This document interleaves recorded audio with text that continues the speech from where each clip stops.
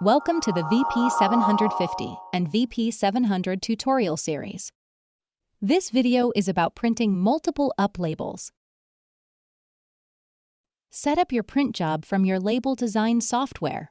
We are using PDF format for our label. Click on the print option and go to the Properties button.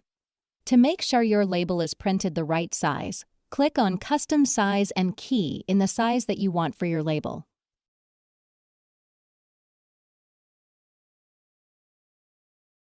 Then, click on Media. Make sure your media layout is continuous and the sheets per cut is set at 1. Click OK. Under Orientation, select Landscape so that it prints accordingly.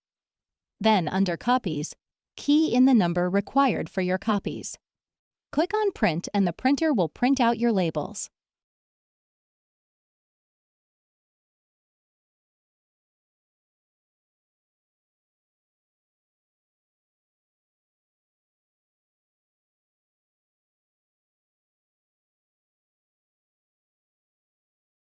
This feature is useful for printing labels for various products at once.